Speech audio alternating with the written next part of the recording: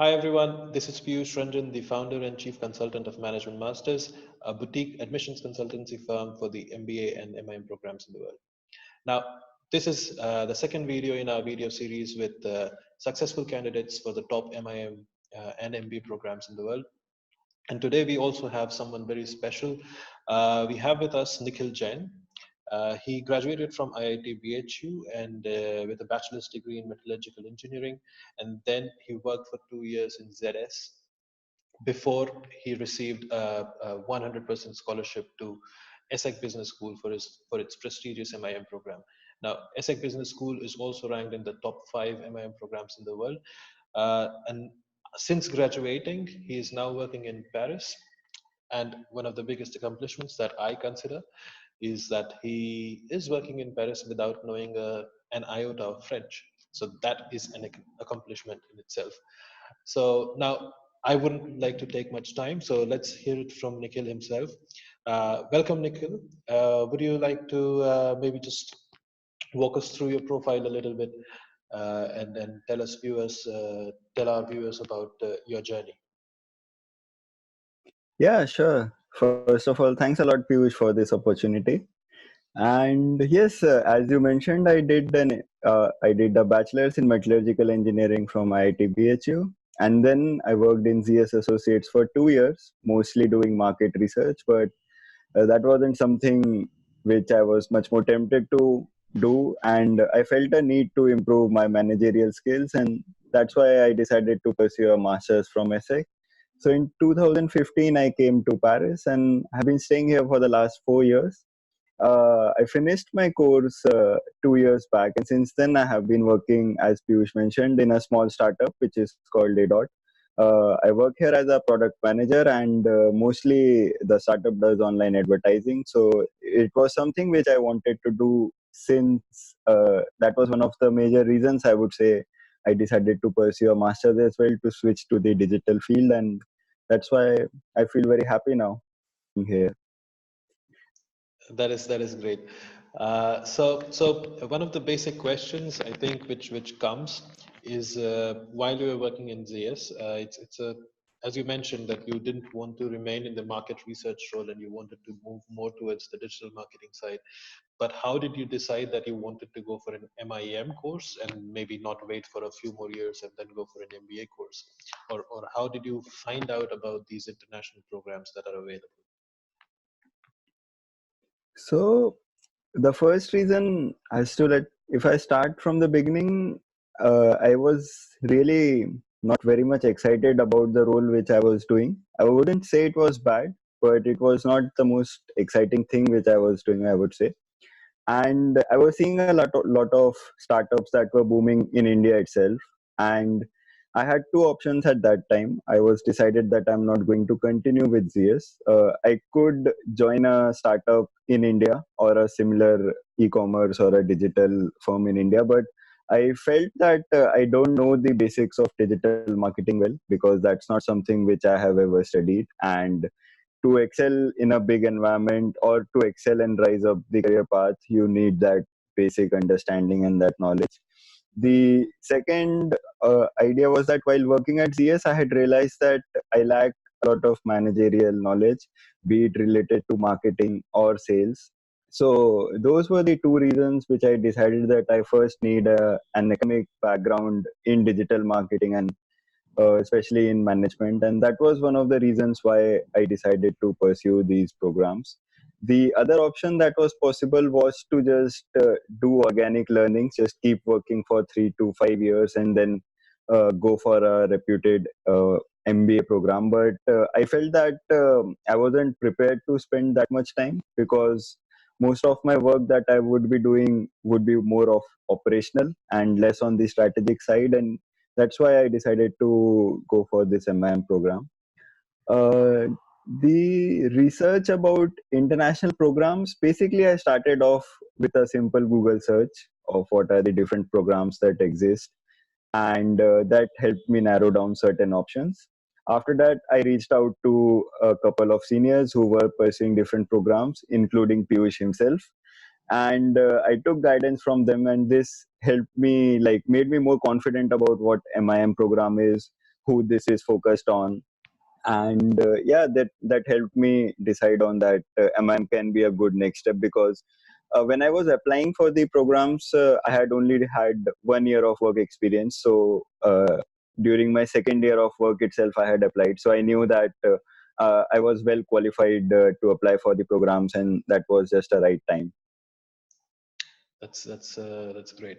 This also shows that how much it is important to actually do your own research. Obviously, your network can help, and when you do your own research, it's a very good idea to reach out to your seniors who can help you or guide you with what you want to do.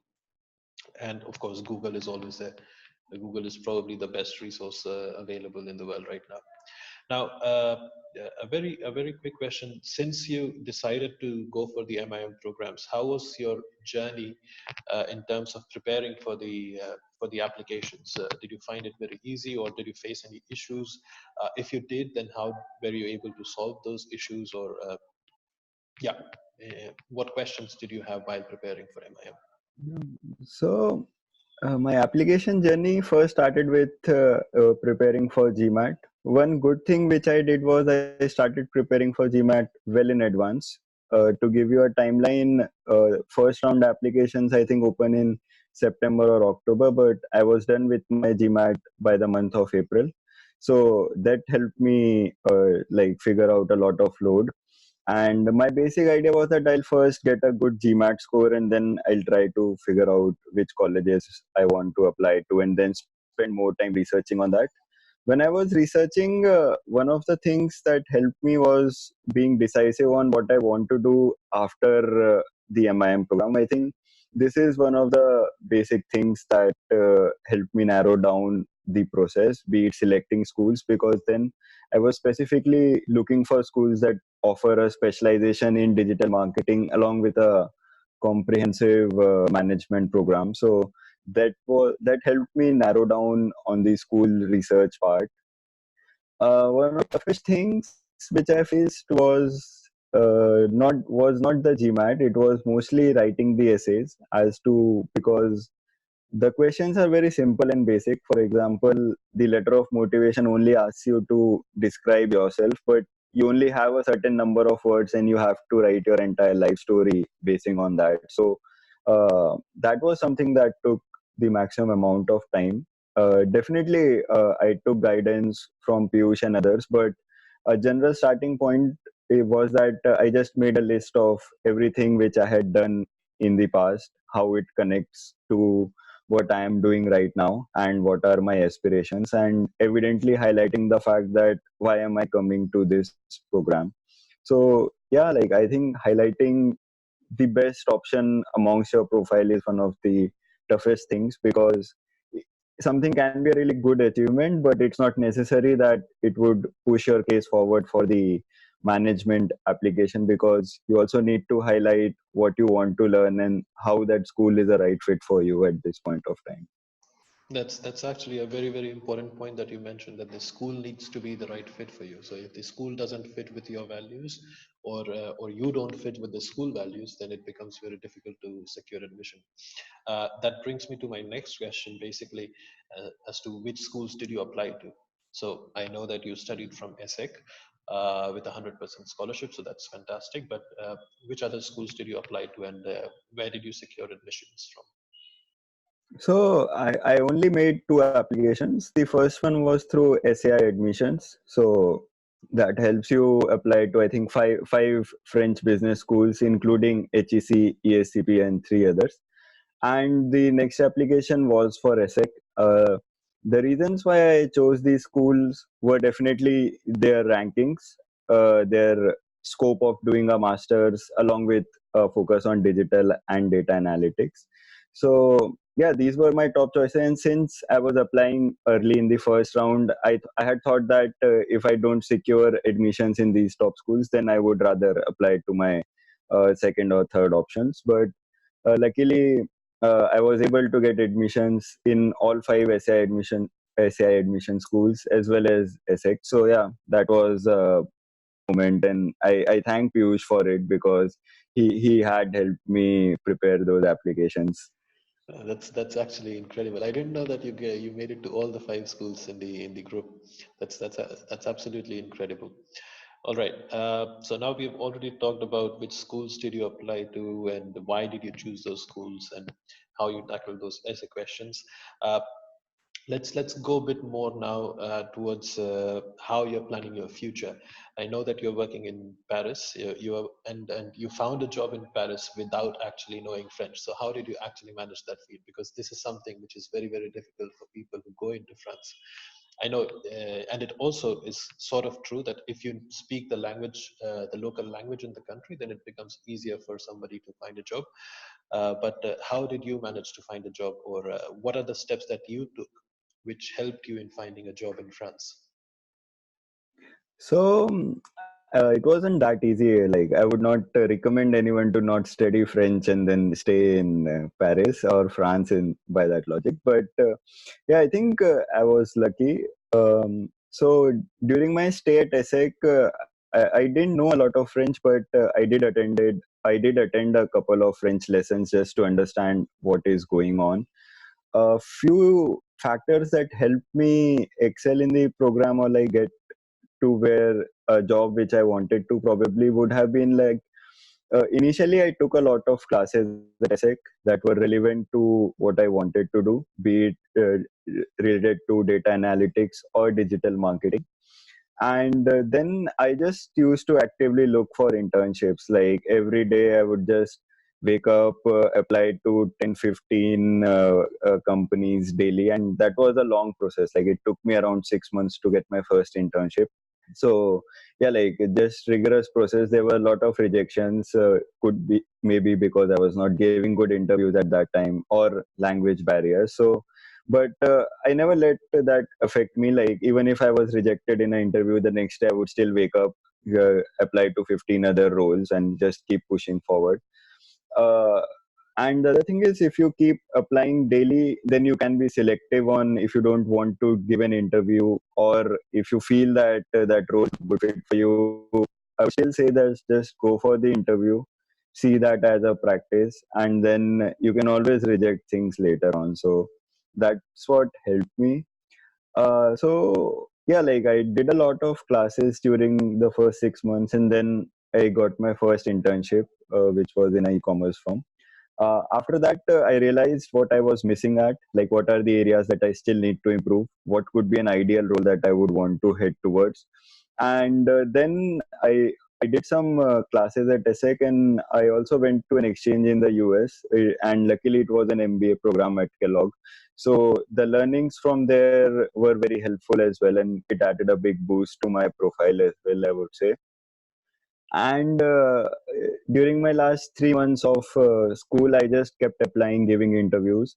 Even this last role as well, my manager, who my current manager, he told me that he won't take me unless I spoke French. So I just told him that okay, you can test me for 6 months, and if you don't like me, it's fine.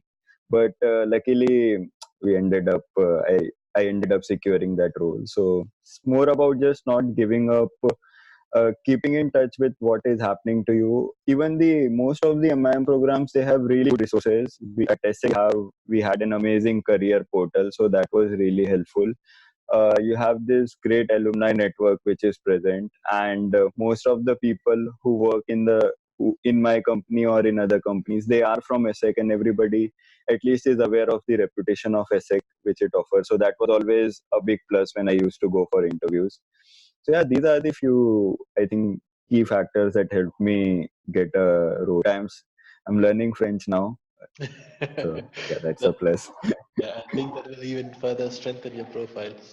But that's also, there's another point that you mentioned, which is very important and which also came up in our previous interviews regarding the network, utilizing the network of the B school that you're going to. And that's also one reason that why you should choose really well reputed schools and really top schools, because the importance of network, especially when you're in a foreign land, trying to look for jobs becomes really huge.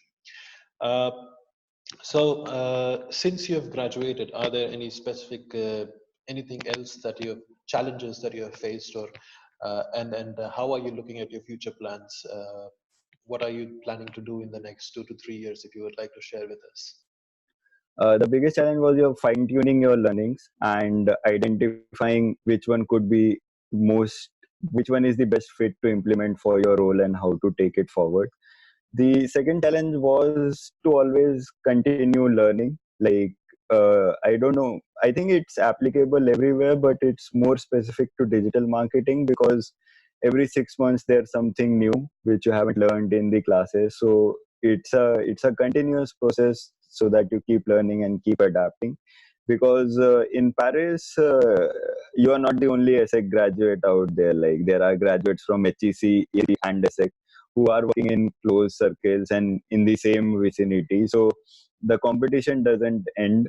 Like, there are always options for the employers and for you. So always keep learning and improving. The other challenge is, I would say, it's the language barrier, because once you enter a job market, it's fine. But as you move ahead and, for example, you need to go to present something to your client, you need to have that fluency at least, so that you could talk to C-level executives. So that is something which I'm working on right now, taking French classes. So yeah, these are a couple of challenges. Regarding where I see myself in the next couple of years or 5 years, I actually have no idea. But what I want to do is, like, I I want to continue learning more about digital marketing and data analytics. Like, that's what I like to do. So just keep moving forward. Try to keep looking for opportunities where you could lead people. You could be in a position where you could suggest and implement the ideas which you have. So yeah, that's the goal. Before we end, I think I'll just have the last question. Are there any tips that you would like to give to students who are aiming for ESSEC or HEC Paris or any of the French schools, or in general for MIM schools? Any tips for prospective students? So I think the first thing is, you should be knowing why do you exactly want to do an MBA or a master's program. Like, not don't come up with, okay, I'll decide that when I'm doing the masters. I would say that's not the best approach. Know where you want to go after the masters, because that would help you narrow down your choices for the school and what you would be doing when you are at the school. So these things are actually really important. And then once you do your homework, try to come up with a solid application that is a true reflection of your capabilities, and try to fine tune it. It won't be done in a single sitting. So bear the pain, I would say. And yeah, I think if you know where you want to go and there is somebody who is there to advise you the right way, I'm sure you would be able to reach there. So thank you, Nikhil, so much for all your inputs, for your brilliant interview. I wish you the best for whatever you want to do, all the interviews that you have given, and all the interviews that you give in the future. I hope you learn French quickly, and I also hope that you come back to India soon. So, Yep. you again. Thanks, Piyush.